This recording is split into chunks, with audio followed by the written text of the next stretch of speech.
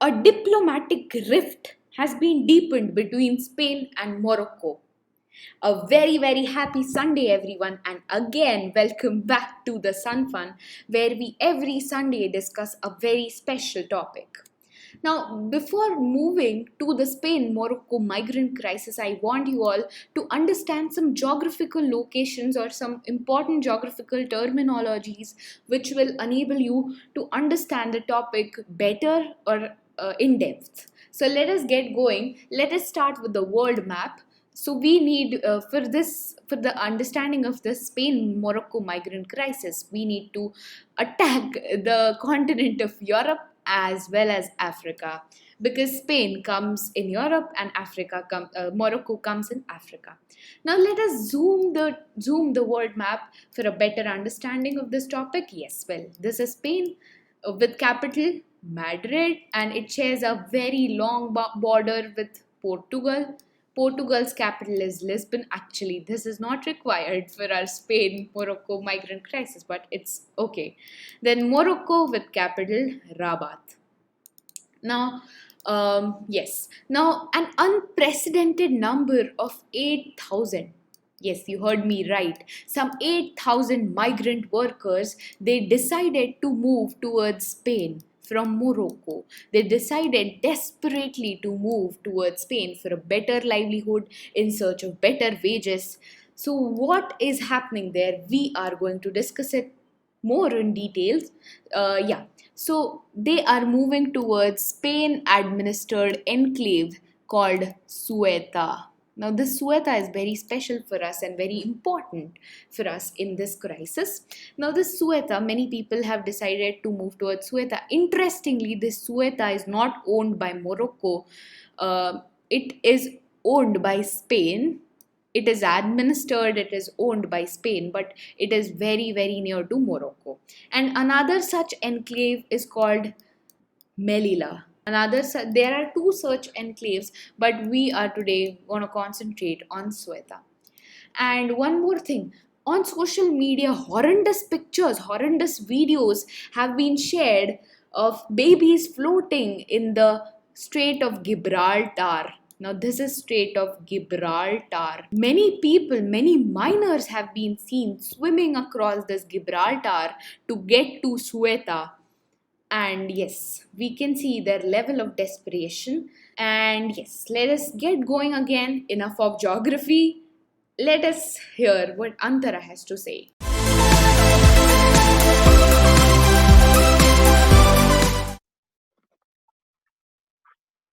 Hi Antara, how does it feel to be back? Yeah, I've been waiting for the session. Today as we are discussing, really super interesting and this topic which is happening right now. So I was waiting, and it's good to be back. Great.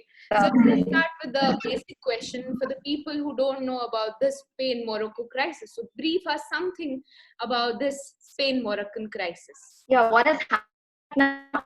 Spain and Morocco is called the migrant crisis, and Spain and Morocco have really good diplomatic relations. So, and Spain has been a close ally of Morocco, and they are good friends. And what is happening right now, we are afraid that this will pivot their relation. And Morocco has beautiful, flourishing tourism. So yeah, and to talk about in 1975 when Morocco captured the Western Sahara, the Arab countries, like their neighboring countries, they're like African countries, they did not recognize Western Sahara to be a part of Spain. They send their teams in a Western Saharan region that you come back, like protect us from Morocco for the independence from Morocco. So, and this actually started when Spain hospitalized a separatist leader named Ibrahim Ghali. He's a separatist leader from this group called Polisario Front, which is a liberation from Western Sahara to defend themselves from Moroccan claim. So they hospitalized this Brahim Ghali. So Morocco was Morocco threatened Spain that he wants to break apart our Morocco. So you just do not treat him. And Spain was like, no, Spain didn't listen. We are not doing this. we are treating him. Of course, why would they do? They were like, no, this is not done. So there are refugees in Morocco. They are from Libya and other countries. Right. So what Morocco did was they opened their borders Hmm. and sent these refugees via army Right. to Spain. This part, not actual Spain, they sent to Ceuta, and there are two territories of Spain and this African region, Ceuta and Melilla. Melilla. Sent these refugees to Ceuta region, and Spain was like, no, you want to crash our economy. You want to start this. You want to start migrant crisis in Spain just because we hospitalized your separatist leader. And they were like, Morocco was like, go flock Spain and big population start a migrant crisis. So, and Spain is getting support from these European countries because EU has said, European Union, that we stand with Spain at this moment. Exactly. And this Morocco isn't getting support from any countries, not even OIC, which is so they aren't getting any support, and this is why, and they are afraid. Even Spain has even threatened that we will start a military action in Morocco. Right. So Morocco is afraid that our claim over Western Saharan region will again be questioned. Right. So 75% of Western Saharan territory is owned or claimed by Morocco. So that yeah.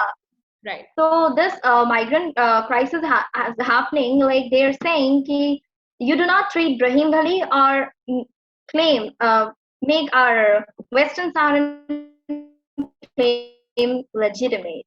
So this is what is Right. happening currently in Spain and Morocco. Right. Yeah. Yeah. So next question to you, Antara, is the Spanish government and the Spanish military, they are pushing the Spanish military is pushing the migrants back to Spain, and the Spanish government is actually pushing. They are behaving with the migrants like a ping pong ball. They are pushing. Spanish is pushing them towards Morocco. Moroccan government is sending them back to Spain. So this is taking a shape of a complete humanitarian crisis. So where is our humanity lost? That is the question. Yeah, international media has been very active because these poor migrants they just hope for a place to live, right? So, and the world is very upset.